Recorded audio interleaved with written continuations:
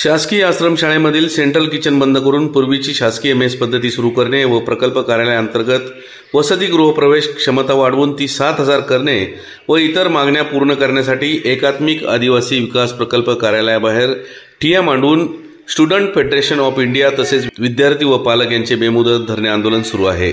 या मागण्या लवकरात लवकर सोडवाव्यात अशी मागणी student federation of India Pune जिल्हा समितीने केली आहे। यावेळी किसान सभा पुणे जिल्हा सहसचिव अशोक पेकारी, दत्ता गिरमे, मच्छिंद्र वाघमारे यांनी आंदोलनाला पाठिंबा दिला आहे। यावेळी students federation of India Pune जिल्हा समितीचे अध्यक्ष अविनाश गवारी, सचिव नवनाथ मोरे, अक्षय निर्मळ, रुपाली खेमसे, समीर गारे, प्रवीण गवारी, बाळकृष्ण गवारी, अक्षय घोडे, कांचन साबळे, दीपक वालकोळी, निशा साबळे, रोहिदास फलके, योगेश हिले यांसह मोठ्या संख्येने विद्यार्थी व विद्यार्थिनी उपस्थित होत्या। याच बातमीचे दृश्य पाठवले आहेत आमचे आंबेगाव ब्युरो चीफ मोहसिन काठेवाडी यांनी। पाहूयात। आंबेगाव तालुक्यामध्ये हा सहकार मंत्र्याचा तालुका आहे। आज या ठिकाणी प्रकल्प अधिकारी या ठिकाणी उपस्थित नाही। इथं प्रश्न चिन्ह होते की लोकप्रतिनिधींचा प्रशासनावरती काय दबाव आहे की नाही। या ठिकाणी खऱ्या अर्थानं गेले 5 ते 6 निवेदन देऊन आज प्रकल्प अधिकारी या ठिकाणी गायब होतोय। काय नक्की चाललंय प्रशासनामध्ये कळायला मार्ग नाहीये। म्हणून या खऱ्या अर्थानं आज विद्यार्थी 500-600 विद्यार्थी या ठिकाणी आलेले आहेत। अतिशय रास्त मागण्या आहेत। सेंट्रल किचन बंद व्हावा। आश्रम शाळेमधलं जे सेंट्रल किचन आहे खरं तर कोटंबऱ्याला जेवण बनतंय, अवघ्यापर्यंत पोहोचवलं जाते। ते जेवण 5 ते 2 ते 3 वाजता सुरू होते आणि अवघ्याला मात्र 10-11 वाजेपर्यंत पोहोचते। म्हणजे साधारणतः 7 ते 8 तासाला जेवण बनवल्यानंतर मिनिटापर्यंत पोहोचते। मला वाटतं या ठिकाणी अतिशय प्रॅक्टिकल करून दाखवलं। चपातीचं पीठ होतंय। मला लोकप्रतिनिधीला एवढं सांगायचंय, आपल्या डोक्यामधून या सुप्त योजना येणारच कशा? ज्या तुम्ही घरी शिळे जेवण खाऊ शकता का? थंड पाण्याला जेवण खाऊ शकता का? थंड पाण्याला चहा पिऊ शकता का?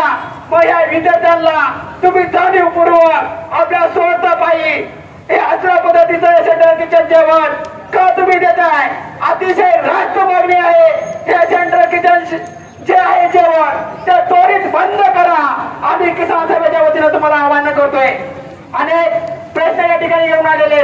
3 ते 3.5 महिने या ठिकाणी कॉलेज सुरू झाले, शाळा सुरू झाले। अनेक विद्यार्थ्यांना या ठिकाणी ऍडमिशन मिळालेलं नाहीये। औप्याचा विद्यार्थी 80-85 किलोमीटर येऊन अपडाऊन करतोय, कॉलेजला येतोय। त्याला इथे येणे परवडेल का याचा सुद्धा विचार करावा। मला वाटते अतिशय चांगली अशी माहिती या ठिकाणी दिलेली आहे। जवळजवळ 3600 जागा या ठिकाणी आहेत आणि त्यापैकी फक्त 2500 जागा भरल्या गेलेल्या आहेत। आम्ही अधिकची मागणी करत नाहीये। आमच्या त्या हक्काच्या जागा आहेत, त्या जागा विद्यार्थ्याला ऍडमिशन द्या ही मागणी खऱ्या अर्थानं विद्यार्थी संघटना घेऊन या ठिकाणी आलेले। मला वाटतंय प्रकल्प अधिकारी यांनी मागण्याचा विचार करावा आणि त्वरित या विद्यार्थ्यांच्या ज्या काही मागण्या आहेत त्या मान्य करावा। जे काही आदिवासी भागामध्ये दरेखोरे आहेत या सर्व ठिकाणी केवळ जे शेतकरी बांधव आहेत त्यांना न्याय मिळावा या सर्व ठिकाणी लढले। त्यांचे वारसदार म्हणून आपण या आंदोलनामध्ये सहभागी झालात त्याच्याबद्दल प्रथमतः मी पुणे जिल्हा समितीच्या वतीनं या सर्व लढाऊ विद्यार्थ्यांचं प्रथमतः तुमचं स्वागत करतो। या आपल्या आंदोलनाच्या आजच्या प्रमुख मागण्या काय आहेत? का ज्या विद्यार्थ्यांना वसतिगृहाला अर्ज केलाय त्या सर्व विद्यार्थ्यांना वसतिगृहामध्ये प्रवेश द्या। त्याच्यानंतर का जे कोणत्याही विद्यार्थी संघटनेची मागणी नसताना, कोणत्याही पालकाची मागणी नसताना, कोणत्याही आश्रमशाळेच्या विद्यार्थ्याची मागणी नसताना जे तुम्ही सेंट्रल किचन चालू केलंय ते सेंट्रल किचन तात्काळ बंद करण्यात यावं आणि ज्या पूर्वीप्रमाणे मेस होत्या त्या तात्काळ आश्रमशाळेमध्ये चालू करण्यात याव्यात। त्याच्यानंतर जे कोणत्या आश्रमशाळा आहेत त्या आश्रम आश्रमशाळांवरती केवळ फक्त फिल्टर बसवलेत, जाऊन तुम्ही चेक करा. पण एका सुद्धा आश्रमशाळेवरचा पिण्याचा पाण्याचा फिल्टर हा आज सुद्धा चालू नाही. याची कारण काय आहेत? इथले अधिकाऱ्यांना माझं सांगणं आहे, हे SFI निधड्या छातीने लढते, भगत सिंगांचा आणि बिरसा मुंडाचा वारसा सांगते. त्याच्यामुळे मी विनंती करतोय का जिथं कुणा प्रकल्प अधिकारी असतील त्यांनी तातडीनं पहिला गोडेगावच्या कार्यालयामध्ये यावं. आम्ही आज ठामपणे विचार करूनच आलो आहे. जो कोणता सेंट्रल किचन असेल आणि जो कोणता विद्यार्थी वसतिगृहाच्या बाहेर असेल त्याला प्रवेश दिल्याशिवाय इथून हलणार नाही.